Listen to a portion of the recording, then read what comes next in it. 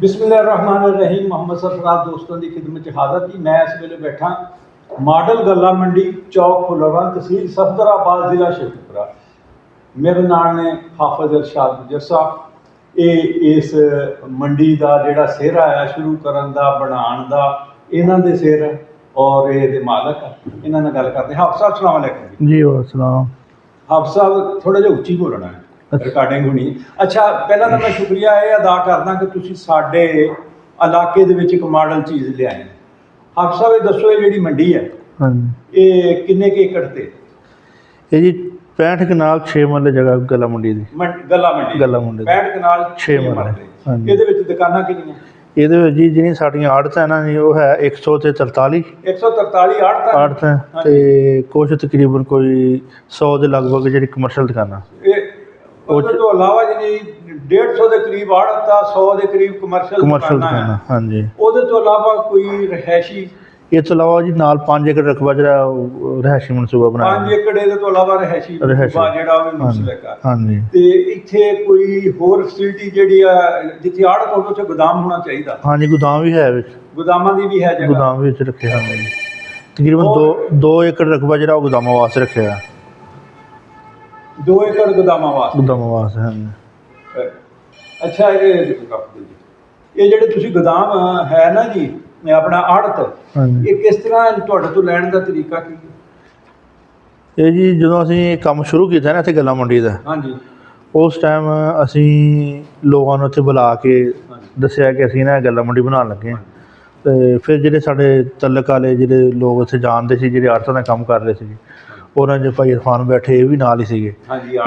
ਇਹ ਵੀ ਆੜਤੀ, ਭਾਈ ਸਾਹਿਬ ਵੀ ਆੜਤੀ। ਇਹਨਾਂ ਨੇ ਸਾਡੇ ਕੋਲੋਂ ਇੱਥੇ ਕਿਸੇ ਨੇ 1 ਆੜਤ ਲੈ ਲਈ, ਕਿਸੇ ਨੇ 2 ਲੈ ਲਈ, ਕਿਸੇ ਨੇ 3 ਲੈ ਲਈਆਂ। ਅਸੀਂ ਆੜਤਾਂ ਜਿਹੜੀਆਂ ਫਿਰ ਇਹਨਾਂ ਨੂੰ ਕੀਮਤ ਜਿਹੜੀਆਂ ਨਾ ਹਾਂਜੀ ਦੁਕਾਨਾਂ ਸੇਲ ਕੀਤੀਆਂ। ਅੱਛਾ, ਇਹ ਦੱਸੋ ਤੁਸੀਂ ਇਸ ਮੰਡੀ ਦੇ ਵਿੱਚ ਆੜਤੀ ਨੂੰ ਔਰ ਆਮ ਜਿਹੜਾ ਗਾਹਕ ਨੂੰ ਕੀ ਸਹੂਲਤਾਂ ਦਿਓ? ਇਹਦੇ ਵਿੱਚ ਜੀ ਸਭ ਤੋਂ ਪਹਿਲੇ ਤਾਂ ਸਹੂਲਤ ਆੜਤੀਆਂ ਵਾਸਤੇ ਇਹ ਹੈ ਕਿ ਚੌਂਕ ਫੁੱਲਵਾਨਾ ਦੀ ਸਾਡੇ ਪੂਰੇ ਜ਼ਿਲ੍ਹੇ ਸ਼ੇਖੂਪੁਰੇ ਜਿਹੜਾ ਸਾਡੇ ਤਹਿਸੀਲ ਸਫਦਰਾਬਾਦ ਨਾ ਜੀ, ਇੱਥੇ ਹਜੇ ਤੱਕ ਕੋਈ ਗੱਲਾ ਮੰਡੀ ਮਨਜ਼ੂਰ ਹੀ ਨਹੀਂ ਹੈ। ਅੱਛਾ, ਇੱਥੇ ਗੱਲਾ ਮੰਡੀ ਮਨਜ਼ੂਰਸ਼ੁਦਾ ਹੈ ਹੀ ਨਹੀਂ? ਮਨਜ਼ੂਰਸ਼ੁਦਾ ਹੈ ਹੀ ਨਹੀਂ। ਸਾਡੀ ਚੌਂਕ ਫੁੱਲਵਾਨੇ ਅਲਹਮਦੁਲਿਲਾ ਪਹਿਲੀ ਗੱਲਾ ਮੰਡੀ ਜਿਹੜੀ ਮਨਜ਼ੂਰ ਆ, ਔਰ ਪਾਮਰਾ ਦੇ ਜਿਹੜੇ ਰਿਕੁਆਇਰਮੈਂਟ ਉਹਦੇ ਮੁਤਾਬਕ ਗਵਰਨਮੈਂਟ ਤੋਂ ਇਹ ਮਨਜ਼ੂਰਸ਼ੁਦਾ। ਹਾਂਜੀ, ਬੜੀ ਗੱਲ। ਫਿਰ ਇਹਦੇ 40 ਫੁੱਟ ਰੋਡ ਆ ਜਿਹਦੇ ਵਿੱਚੋਂ ਕੋਈ ਟ੍ਰੈਫਿਕ ਦਾ ਮਸਲਾ ਨਹੀਂ ਬਣ ਸਕਦਾ। ਠੀਕ ਹੈ ਜੀ। ਨਾਲ ਹੀ ਜਦੋਂ ਆੜਤੀ ਨੇ ਇੱਥੇ ਆਉਣਾ, ਇਹਨਾਂ ਨੂੰ ਫੜਾਂ ਵੀ ਦਿੱਤੀਆਂ ਅਸੀਂ। ਅੱਛਾ ਜੀ। ਇੱਥੇ ਸੀਵਰੇਜ ਵੀ ਹੋਏਗੀ ਆੜਤੀਆਂ ਵਾਸਤੇ। ਇਹ ਤੋਂ ਇਲਾਵਾ ਬਾਉਂਡਰੀ ਵਾਲ ਰੱਖਿਆ, ਸਿਕਿਉਰਿਟੀ ਦਾ ਪੂਰਾ ਸਿਸਟਮ ਅਸੀਂ ਰੱਖਿਆ। ਅੱਛਾ ਜੀ। ਇਹ ਸਾਡਾ ਇਹ ਵੀ ਅਸੀਂ ਆੜਤੀ ਨੂੰ ਪੂਰੀ ਗਰੰਟੀ ਦਿੱਤੀ ਇਸ ਚੀਜ਼ ਦੀ ਕਿ ਜਦੋਂ ਆੜਤੀ ਇੱਥੇ ਕੰਮ ਕਰਨਗੇ ਇਨਸ਼ਾਅੱਲਾ ਸਿਕਿਉਰਿਟੀ ਦਾ ਕੋਈ ਮਸਲਾ ਨਹੀਂ ਬਣੇਗਾ। ਅਗਰ ਕਿਸੇ ਆੜਤੀ ਦਾ ਸਿਕਿਉਰਿਟੀ ਦਾ ਮਸਲਾ ਬਣੇਗਾ ਉਹਦੇ ਜ਼ਿੰਮੇਦਾਰ ਅਸੀਂ ਖੁਦ ਹੋਵਾਂਗੇ। ਤੁਸੀਂ ਹੋ? ਹਾਂਜੀ, ਅਸੀਂ ਹੋਵਾਂਗੇ ਉਹਦੇ ਜ਼ਿੰਮੇਦਾਰ। ਤੇ ਆਮ ਆਵਾਮ ਲਈ ਕੋਈ?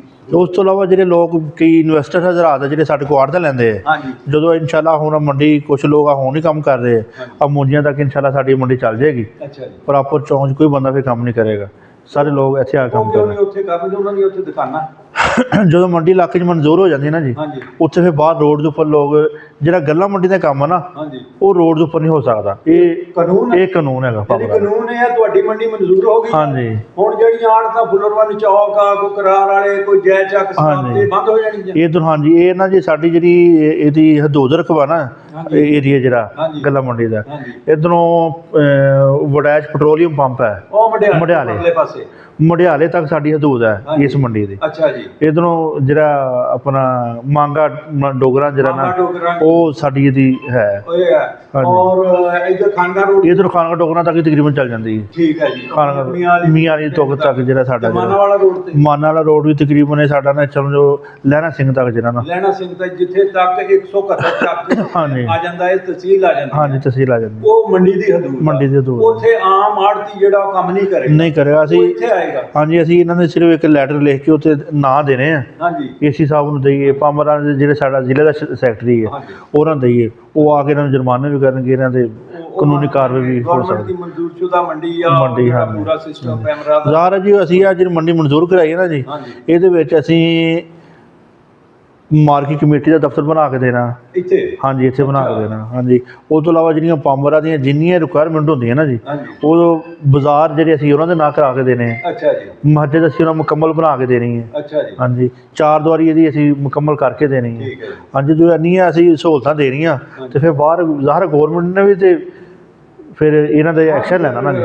ਮਤਲਬ ਹਰ ਚੀਜ਼ ਜਿਹੜੀ ਹੈ ਲੀਗਲ ਤਰੀਕੇ ਦੇ ਨਾਲ। ਲੀਗਲ ਤਰੀਕੇ ਨਾਲ। ਹਾਂ ਸਾਹਿਬ, ਹਾਂਜੀ ਤੁਹਾਡਾ ਤਾਂ ਬਿਜ਼ਨਸ ਹੈ ਨਾ ਇਹ ਹਾਂਜੀ ਤੇ ਬਾਕੀ ਇੱਥੇ ਅਸੀਂ ਆ ਜਾਣਾ, ਆੜਤੀਆਂ ਨੇ ਆ ਜਾਣਾ, ਸਾਡੇ ਵਰਗੀਆਂ ਗਾਹਕਾਂ ਨੇ ਆ ਜਾਣਾ। ਹਾਂਜੀ। ਤੇ ਸਿਆਣੇ ਕਹਿੰਦੇ ਆ ਲਾਗੀਆਂ ਲਾਗ ਲੈਣੇ ਭਾਵੇਂ ਜਾਂਦੀ ਰੰਡੀ ਹੋ ਜਾਏ। ਤੁਸੀਂ ਮੰਡੀ ਵਿੱਚੋਂ ਅਗਲੇ ਪਿੰਡ ਜਾ ਕੇ ਨਵੀਂ ਬਣਾ ਲਓ ਤੇ ਸਾਨੂੰ ਕੋਈ ਪੁੱਛੇ ਦੱਸੇ। ਮੈਂ ਨਾ ਜੀ ਅਲਹਮਦੁਲਿਲਾ ਇੱਥੇ ਪਹਿਲੇ ਅਸੀਂ ਸਾਂਗਲੇ ਸਬਜ਼ ਮੰਡੀ ਬਣਾਈ। ਅੱਛਾ। ਉਸ ਤੋਂ ਬਾਅਦ ਫਿਰ ਅਸੀਂ ਮੂੰਗੀ ਬੰਗਲਾ, ਮਰੀਦ ਵਾਲਾ, ਕਮਾਲੀਆ, ਹਾਂਜੀ, ਅਸੀਂ ਸੁੱਖੇ ਕੀ, ਹੁਣ ਇਸ ਟਾਈਮ ਵਾਰਬਟੋਂ ਦੀ ਸਾਡੀ ਮੰਡੀ ਬਣ ਰਹੀ ਹੈ। ਅੱਛਾ। ਇੱਧਰ ਇਹ ਬਣ ਰਹੀ ਹੈ। ਇਹ ਮੰਡੀ ਦੀ ਜਿਹੜੀ ਮੇਰੇ ਆਪਣੇ ਜ਼ਾਤੀ ਘਰ ਦੇ ਵਿੱਚ ਹੈ, ਮੈਂ ਕਿਉਂਕਿ ਮੈਂ ਵੀ ਇੱਥੋਂ ਦੇ ਰਹਿ ਕੇ ਸਫਦਰਾਬਾਦ ਦਾ, ਆ 12 ਕਿਲੋਮੀਟਰ 8 ਕਿਲੋਮੀਟਰ ਸਫ਼ਰ ਸਾਡਾ ਇੱਥੋਂ ਦਾ ਨਾ ਜੀ, ਮੈਂ ਇੱਥੋਂ ਦਾ ਰਹਿਣ ਵਾਲਾ।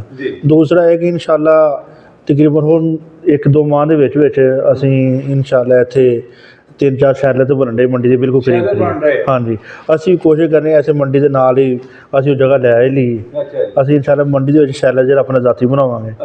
ਇੱਥੇ ਮੂੰਜੀ ਜਿਹੜੀ ਹੈਗੀ ਉਹਨੂੰ ਅਸੀਂ ਆਪ ਜ਼ਾਤੀ ਤੌਰ 'ਤੇ ਖੁਦ ਖਰੀਦਾਂਗੇ, ਲੋਕ ਵੀ ਖਰੀਦਣਗੇ, ਅਸੀਂ ਵੀ ਖਰੀਦਾਂਗੇ।